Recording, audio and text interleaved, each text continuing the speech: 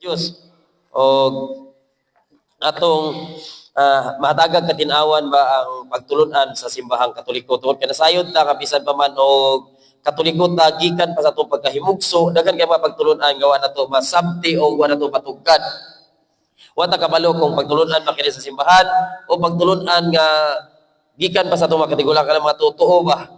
Muna nga ang atong pagtuo atong butangan og en para mahimo na siyang pagtuon. Kay sumala pa nga ang atong pagtuo kung kulang ta sa pagtuon, dali ra kay tang mabugnaw kung makaduog tag mga istorya nga labi sa laing sikta bitaw, makaduog tag mga istorya nga mao ni mauna kini kuno atong gibuhat iya sa mga paganong binuhatan, iya sa dautan. Kay wala kuno kini mabasa, wala kuno kini nasulat, wala gisugo ni Kristo og dili mabasa sa balaang kasulatan. Mao na nga ginanglan nga atong tun-an ang matag pulong atong dungog diya sa ebanghelyo. Ang mga pulong nga atong mabasa sa Biblia atong tun-an aron atong masayran kung kini ba atong gibuhat sukwahi ba ni sa kabubuton sa Dios o nahitukma sa kabubuton sa Dios. Sa laktod nga pagkaistorya nagsunod ba ta sa pagtulunan nga gitudlo ni Kristo. Kay base niya og sa atong pagkakatoliko, ang atong mga gituan nga atong gibuhat o gisunod nga mga buluhaton dinhi sa simbahan, dili na ito mao ang pagtulunan nga gitudlo sa simbahang Katoliko. Dili dito mao ang pagtulunan nga gitudlo ni Kristo. Mao nang atong tugkaron. Kay sumala pa sa Juan 8:32, it cognoscitis veritatem et veritas liberabit vos. Nga sa Bisaya pa, mahigmata makabalo kita sa kamaturan. Ug ang kamaturan maghatag kanatog kagawasan. Kagawasan gikan sa mga pagtulunan nga nagtuo ta nga mao'y insakto pero dili na ito mao'y gitudlo sa atong Ginoo. Wala na ito kahimut-i sa atong Ginoo. Sukwahi sa mga pagtulunan nga gitudlo sa simbahan. Daghan kay mga inana sa mapananglit. Kini atong pagpanguros, wa kita kabaloon sa hinungdan, wa ta kabaloon sa rason. Nganong manguros ta? Ug pangutanon ta sa laing sikta, nganong manguros man ta? Dili ta katubag, dili ta kadipinsa. Muna hinungdan nga sa pagkakaron ang mga safety gitahasan sa pagpanudlo ba na o pagpatinaw sa pagtulunan sa simbahang Katoliko aron nga kitang tanan kung nasayon ang tanang Katoliko wala nay mga Katoliko nga mobalhin sa laing sikta. Ano man, kitang tanan nasayod man ta nga naata sa tinuod nga simbahan nga gitukod ni Kristo. Nasayod ta nga atong pagtulunan gikan gayud o gikahimutan gayud sa Ginoo. Kitang tanan nasayod busa wala nay kana bitaw dili na ta magduha-duha og dili na ta malingla. Kabalo na ta mo dipinsa. Kung dunay mga tagalaing sikta nga mosulod sa atong balay, maingon nga mauni mauna, nganong naaman mo ana sa mapananglit kining mga larawan. Nganong kitang mga Katoliko nagbaton og mga larawan. Unya kita mga Katoliko nga wala masayod, ingon ta moingon nga ambot. Bitaw no, ana dayon. Kana mga larawan supak na sa kabubuton sa Ginoo kay nagingon ang Ginoo nga ayaw kamo pagbaton og mga larawan sa mga nilalang sa yuta, sa langit, sa ilalom sa yuta. Unya makaingon man ta og wala kita nasayod og kulang ta sa pagtuon, makaingon ta bitaw no. So makaingon na dayon ta nga kining gibuhat sa mga Katoliko dako kayong pagpakasala. Dako kayong sayop. Una nga uban mobalhin sa laing sikta tungod kay kulang sila sa pagtulunan. Wala sila masayod, wala makahibalo. Ano man, kulang sa pagtuon. Wala nila tun-i ang tanan nga nabasa sa Biblia o wala nila tun-i ang ilang mga pagtulunan. Dan karon kung kitang tanan masayod, kabalo na ta mo dipinsa sa atong pagtulunan. Una makaingon na ta nga mauna, maong dunami ana tungod kay mauni ana. So magkabalo na ta. So muna hinungdan karon nga ang mga safety nagkuhan sa matag kapilya dili sa safety sa margo sa tubig amo kitahasan ni sa mga pari nga magsuroy sa mga kapilya kada Domingo do na may kapilya nga atuon aron pagpatinaw sa mga pagtulunan nga gitudlo ni Kristo. So kini mga pagtulunan dili man jud kitang tanan na nakadungog niini mao na nga kita nga nakadungog og nasayod na kita na pud amo palapnag ini og mupaambit ngadto sa atong mga kaigsuonan sa atong pamilya una dayon sa mga kaigsuonan nato sa katilingban sa tanan nga wala masayod kita do naman tay kakuhan ana isip usa ka binunyagan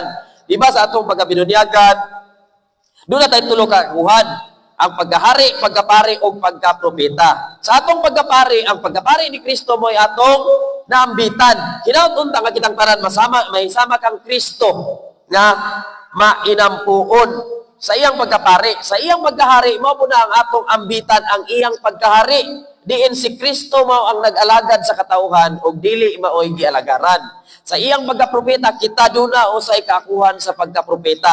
Atong isangyaw ang mga balita kay sumala pa ni Kristo panglakaw ka sa tibuok kalibutan ug isangyaw ang mayong balita sa tanang katawhan. Mao na nga pareha sama kang Kristo, kita usab dunay kaakuhan sa pagsangyaw. Ang atong nadungog sa mga pagtulunan sa simbahan, mga pagtulunan nga gitudlo ni Kristo, ato usab kanang isangyaw sa matag usa nga wala masayon. Dili na to tigumon sa ato ang kaugalingon.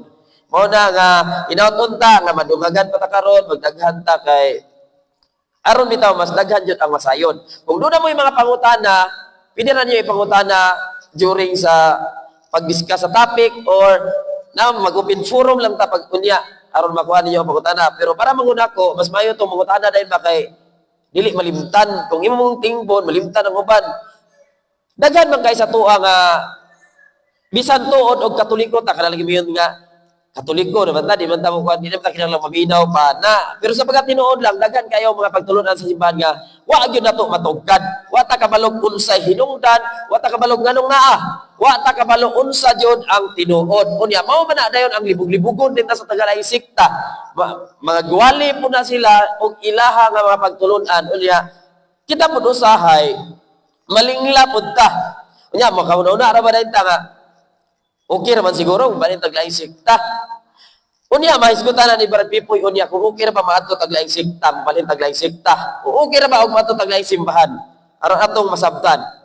So, muna nga, ang atong paghisgutan karon kini kabahin sa larawan, ang matuod nga iglesia, kung doon na may relihiyon nga makaluwas, kining pagpanguros. Siguro di nato ni makuha ng tanang. Daghan magaygon mga pagtulunan sa simbahan katoliko nga angay natong tugkaron, angay natong masairan, o angay natong matugkad ang ug matinawan ta ba kung anong naagid ta ana pero kay di man pud nato ni mahurutanan so ang ato lang kuno mga importante kay dito na niya inagkuan sa open forum ipangutanan ninyo na kung anong naana nganong iyon ani nganong naata sila wala aron bisan og gamay masabtan nato og matugkad nato nganong naa o sa pagkakaron ato sang hisgutan ang kabahin sa historya sa Biblia, history of the Bible. Pero sa dili pa na ito, nakalimot na kong pailan niya. Ako dahil si Randy Tuyak, taga Lumbog. Tagimtim mga muha, kanang sa Isplan. Usasab ko kakaabag sa tagimtim, uban sa mga kauban. Ang isa, kana siya si, anong ito mga kauban re? Michael Joyce Mangruban. Ang kinakusga ang anak ni Mike Mangruban. Kailan siguro mo sa yung papay, lado yung kaya na, labo nung anak. Usasan ni siya kakaabag dito sa Sambang. O si, nawalang si Rimar. Si Brad Rimar sa Sinday. Ay, dali kay pailata ka. Usasan ni siya kakaabag sa Sambang. Kauban silang Perdipoy Kapilya. O sa samang paagi, dito nag-serve sa sila sa katedral. Si Brad Rimar, usasan na siya nagtubo na siyang sakristan. Nagkami siya sa sakristan rin, no? Kauban mo na. Sakrista na siya, sukad pa sa una, hangtod ganahimo na siyang kaabag. Dayon, si Sister Irene Salahit, kauban na mo sa Bible Apostolate. Kami dahil ang mga Catholic faith defender sa Margo sa Tubig, parokya sa Margo sa Tubig. Daghan nun kami, pero tungod sa mga kakulian, doon na po yung mga kabilinggan, mo nang gamay rin yung mga naanhi dire. Salamat sa Diyos, nga nakaabot pagin din eh. Hinautunda nga, uman ini, daghan tagmakatunan, daghan tagmakutlo ba? Aron unya sa itong pagpamauli, balulo na ito ni atong ikinabuhi. Aron sa samang paagi, ato usab kining ikasangyaw ngadto sa uban. Tunahon na to ang Biblia. Kay aron atong matugkad ba, doon naman ko'y usahay, makaingon ta nga, dyan nagikan ang Biblia. Kinsay naghimo sa Biblia niya, makaingon na yung nga, tao ramang kung ang naghimo. Posible nga, buat